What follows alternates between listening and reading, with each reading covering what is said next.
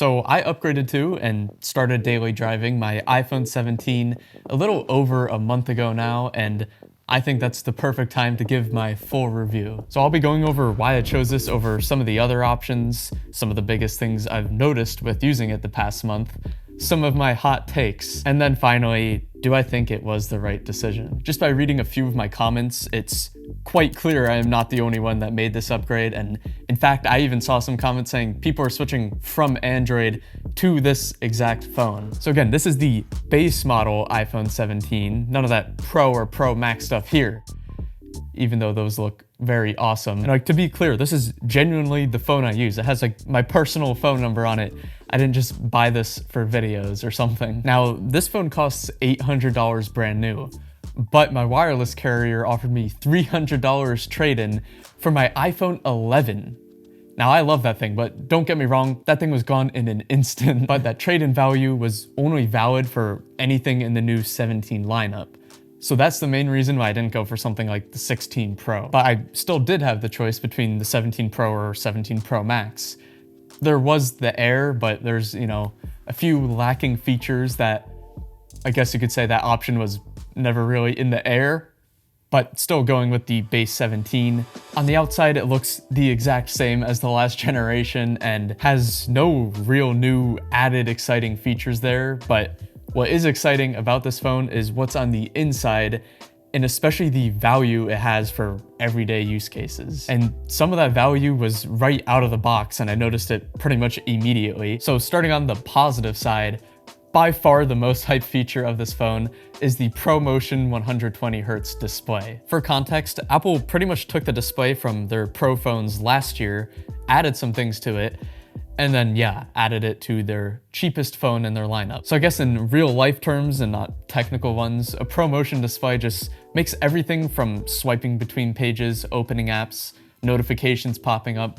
It's just a much smoother visual experience. And that paired with the iOS 26 liquid glass aesthetic, I am definitely a fan of. Now, where I disagree with the majority public opinion is I can go back to a 60Hz display. I really don't think that would be that hard. The only difference is it would just feel a little bit slower, a little more blurry, I guess. But if I had to pick between 60Hz or ProMotion, you best believe I'm choosing ProMotion. But an upgrade that's exclusive to the 17 is the new brighter display, which can get up to 3000 nits. And again, to demonstrate the insane value of this phone, if you compare the displays to the other higher end models, other than the size, it is the same exact thing.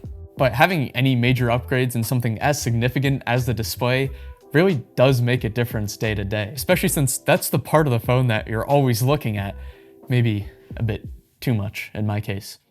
And just in terms of the general build, personally, I am a fan of this more matte finish rather than the glass back of my old phone. And color-wise, I think I made the right choice getting gray, or black, that's gray. Between that and the thinner bezels, I think this is by far the most premium looking and feeling phone that I've ever had. It's truly a shame that I'm too scared to drop my phone, so I'm gonna be keeping this thing in a case almost 100% of the time. The case and actually this really nice matte screen protector that I'm currently using are both from Rhino Shield. There's a lot to love right out of the box for this phone, but there's also a few things to hate right out of the box, and that includes typos. I was going crazy. I thought it was me. Like, quite literally, the first thing I typed on this phone, signing into my Apple ID, I was hitting all the wrong keys. But I saw someone post another video on YouTube like last week, and it was the most validating thing I've ever seen. Long story short, it was not my fault. It was Apple's fault for, I believe, the iOS 26 keyboard, and they either fixed the bug or I've just gotten used to it. And again, because my upgrade was multiple generations, a weird thing that I noticed pretty much immediately too was scrolling through Instagram, some videos are just so much brighter than others. And this is due to it being an HDR video. Thankfully, at least for Instagram, it was just a simple setting to turn off. And again, a weird thing I noticed display-wise was everything seemed a little too warm. That was because I had True Tone on. And similarly for videos and photos, everything also seemed like a little too yellow, but flipping the style to natural fixes that. I actually figured both of those out thanks to some comments, so thanks guys. And initially the feature I was for some reason looking forward to the most was the dynamic island. And within the first day, I was severely disappointed. And it wasn't even in the feature itself, it was for how many times it was actually useful. But as of now, about a month and a half later, my opinion has changed once more on that and also some of the other features. Some things like the display still are noticeably different.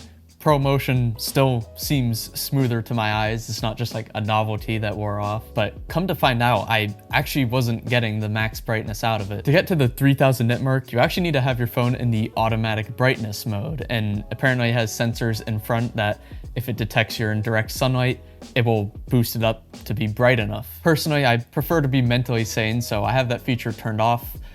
I can't be asked to fight with my brightness 35 times a day when I want it darker than it thinks it should be. Another huge upgrade that I didn't even hit on yet is the doubling of the base storage to 256 gigs. What I've noticed, or rather haven't noticed, is when you don't have to be constantly thinking about if you're gonna have enough storage after taking that video or downloading that app, your storage is doing pretty good. And again, coming from a phone with 64 gigs, that is a weight off my shoulder because storage with recording videos and taking pictures really goes hand in hand. And I will be hitting on cameras in just a second, but I don't know how I've gotten this far in the video and haven't mentioned the most noticeable difference for me, the battery. With the 17, I can and have gone 2 full days without charging it, and it still doesn't drop below the 20% mark, and that's probably on 6 to 7 hours. God, I said the thing.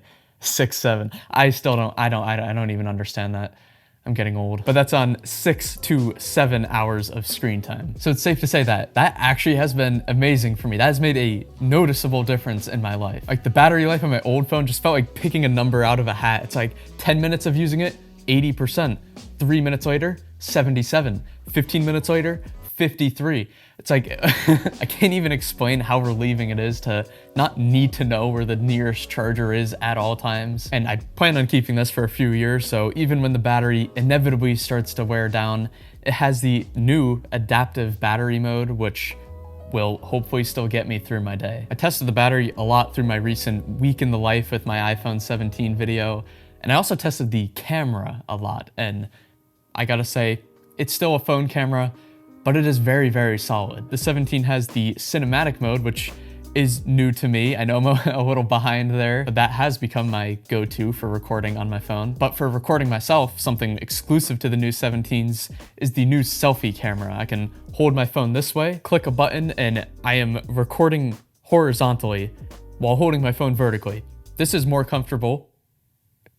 It's good. It's a very nice feature. Like I like to say, they aren't the best quality cameras, but they're definitely the easiest to use. And hardware-wise for the cameras, it just has the default 26mm 1x zoom and the 0.5x ultra-wide. So no telephoto, but using the 2x digital zoom has been working and, I mean, looking good to me. Also, I forgot to mention during the recording, the speakers on these phones are pretty dang good. There's a lot more bass than I would expect, and they can get pretty loud. And also in terms of audio, you're listening to the default microphones on here, and I'm also using the new selfie cam. I'm currently holding my phone vertical. This is great. Like I've always been cool with just cutting in a few iPhone shots to my videos, but with some of these new features, it does bring it up a level. And of course there's the camera control button, which I thought was just gonna be gimmicky, but even just as a quick launch for the camera app, I really like it. And I also have it set up to zoom in and out, which I think just feels natural. But what is more gimmicky for me is the action button. Now I am open-minded about it. I actually just saw you can link it to a shortcut folder, so you can actually have multiple things you can use it for. But I tried setting it for my flashlight. I tried setting it to open up my to-do list. But what remained the most convenient option was using it for the ringer. And I do have a hot take about that I'll get to in a second, but just having it set to the default ringer function makes most sense to my brain. And through the past month with recording things on my phone, transferring it with AirDrop seems faster, if not more reliable. I've noticed that Face ID seems faster and definitely more accurate. And surprisingly, I found a useful Apple Intelligence feature, and that is searching through your photos. Like, I don't know, if I want to show my grandmother a pizza I made, I can search pizza and it can, boom, bring up this picture right there. And finally, circling back to the dynamic island, it took me a month and a half, but I have found more ways to use it. I think the most useful one will remain music control for something like Spotify, but running timers, screen recordings, AirDrop progress, or even the little low battery notification where you just tap it to turn it on. It's a nice little interactive touch there. I mean, I always prefer it over the pop-up in the middle of the screen, but also tracking things like your food deliveries or something like a score of a sports game through the Apple Sports app. It's just nice to know that there's more ways to take advantage of the feature, because I just think it provides a very simple but minimalistic way to show information without really getting in the way of anything. So I was very excited for it, then disappointed, and now I am rather content. Now for some of my hot takes, or honestly maybe more like lukewarm takes, room temperature takes, I struggle to really see a real use case for Apple Intelligence. I mean, trust me, I love making stupid emojis to send my friends, but other than that, like, what do you use it for? I know it does have the ability to cut out a person in a picture, or you can remove like a spot using I think it's called the cleanup tool. And all things considered, those work pretty well. I'm not sure how they compare against our competitors, but can we please have Siri be more useful than just setting an alarm or timer without needing to use ChatGPT? Please. Now, another feature, if you have a keen eye, you might have noticed nothing at all, because I do not have the always on display on. Like, I kind of see the appeal if you're at your desk and you don't have a clock or something. You can get like a wireless charger and just have your phone there seeing the time, your notifications, and anything else. Like, I don't know, for me, I have a clock at my desk, and I'm also on a Mac and I have an Apple Watch, so I can get my notifications, I can check my time. I do think having that option on my Apple Watch would be nice. This one doesn't have it. Like, it would make sense for a device's main purpose, that's to tell the time, to always have the time visible. But for my phone, I mean, I guess you can say I'm leaving that one always off. That is now two very bad jokes this video. And one that I was hinting at earlier is, I think I would prefer having the regular ringer switch instead of the action button. Like, I understand people use it for other things and they can't just change that because I prefer it, so I do respect the customizability. And finally, the USB-C port. Now, I thought that would just make everything so much easier.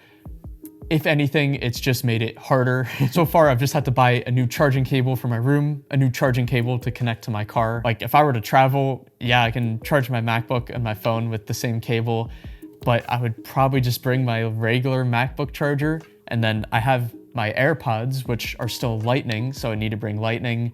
And then finally, I guess I would have to bring USB-C for my phone. But in its defense, it's definitely more compatible with like third-party accessories like external storage if you're doing big video projects, or if you have the 17 Pro or Pro Max and you're recording with Apple ProRes Log or RAW. And the log footage is a feature that I kind of do feel like I'm missing out on. So with all of that being said, do I think the iPhone 17 was the best choice for me? Yes. Quite honestly, I think it's easier to answer who the iPhone 17 isn't for than who it is for. I think if you specifically love like the sleek, thin, light phones, or you're heavy into gaming, recording things, taking photos of things, or just love a bigger screen and bigger battery, then you should get the Air or the Pro Max. Like, I think you would have to be particularly skilled at making bad decisions if you were to go wrong with any of these options. For me, the base 17 checks a lot of boxes, and especially the ones that actually matter. This is a safe choice, it's a great choice, and I think it's very safe to say this is the best phone that I have ever owned. But thank you for watching, and if you want to see any more tech content or iPhone content, feel free to subscribe.